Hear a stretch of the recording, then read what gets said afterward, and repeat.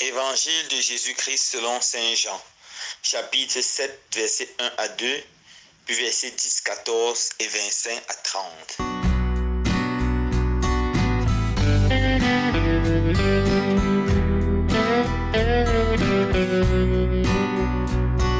En ce temps-là, Jésus parcourait la Galilée.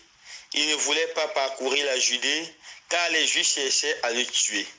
La fête juive des tentes était proche. Lorsque ses frères furent montés à Jérusalem pour la fête, il monta lui aussi, non pas ostensiblement, mais en secret. On était déjà au milieu de la semaine de la fête quand Jésus monta au temple, et là il enseignait. Quelques habitants de Jérusalem disaient alors, « N'est-ce pas celui qu'on cherche à tuer? Le voilà qui parle ouvertement, et personne ne lui dit. Nos chefs auraient-ils vraiment reconnu que c'est lui le Christ? Mais lui, nous savons d'où il est. Or le Christ, quand il viendra, personne ne saura d'où il est. » Jésus qui enseignait dans le temple s'écria, « Vous me connaissez et vous savez d'où je suis? Je ne suis pas venu de moi-même, mais il est véridique. Celui qui m'a envoyé, lui que vous ne connaissez pas. Moi, je le connais parce que je suis d'auprès de lui, et c'est lui qui m'a envoyé. » On cherchait à l'arrêter, mais personne ne mit la main sur lui parce que son heure n'était pas encore venue. Acclamons la parole de Dieu. Louange à toi, Seigneur Jésus.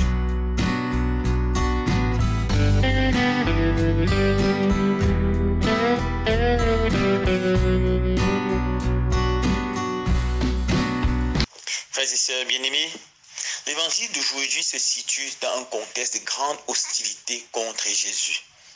Après avoir fait un certain nombre de miracles, spécialement le jour du sabbat, et après s'être déclaré l'égal de Dieu, les Juifs et les scribes et les pharisiens intensifient leur persécution contre Jésus. Ils veulent absolument le faire mourir. Alors Jésus continue sa mission et de l'évangile d'aujourd'hui, nous pouvons voir deux caractéristiques de Jésus. Premièrement, Jésus fonctionne comme un serviteur prudent.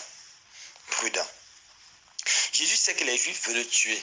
Alors Jésus monte à Jérusalem, non pas de façon visible, mais en secret. Voilà la prudence. Il est important dans la vie de tout missionnaire d'être prudent. De ne pas être téméraire, de ne pas se mettre en danger inutilement, d'être prudent. La prudence est une grande vertu qu'on voit dans la vie de Jésus. Deuxièmement, Jésus est courageux. Certaines personnes exagèrent avec la prudence et détruisent en eux la vertu du courage. Mais en Jésus, on voit les deux vertus qui vont ensemble. À côté de la prudence, Jésus est un homme extrêmement courageux. Il est venu annoncer une nouvelle, la bonne nouvelle du salut. Il est venu annoncer aux hommes que Dieu le Père les aime et que Dieu le Père a envoyé lui son Fils pour venir les sauver.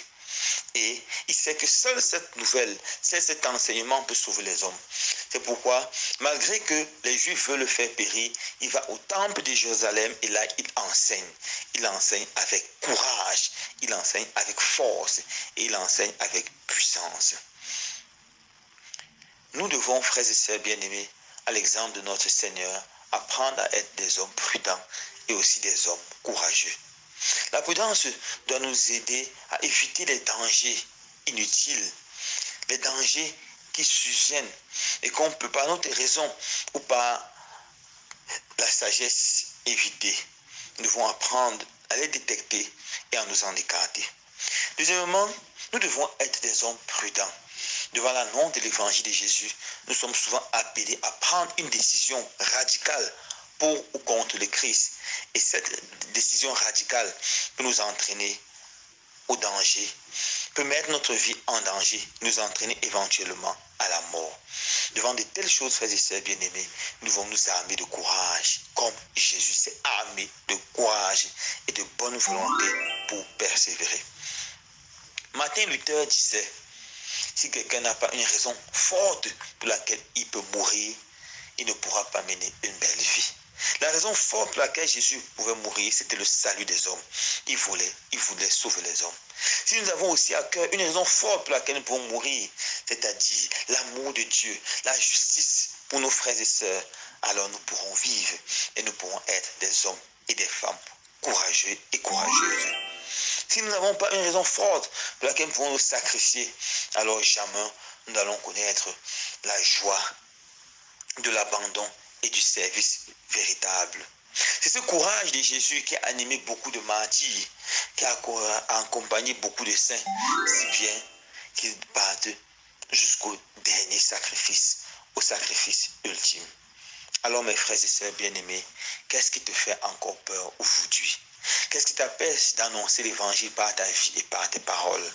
Qu'est-ce qui t'empêche de mener une vie authentiquement chrétienne et évangélique? Est-ce l'amour des biens de ce monde? Est-ce la recherche de quelques petits privilèges? Ou est-ce la peur? S'il y a des peurs, offre-les à Jésus. Jésus te bénira. Toi, regarde de l'avant et avance. Pense à ce beau verset dans ce chant extraordinaire. Fais que je marche, Seigneur, aussi dur que soit le chemin. Je veux te suivre jusqu'à la croix. Viens me prendre par la main. Viens me prendre par la main. Que le Seigneur nous prenne par la main et fasse de nous devenir des hommes et des femmes courageux. Loué soit Jésus-Christ.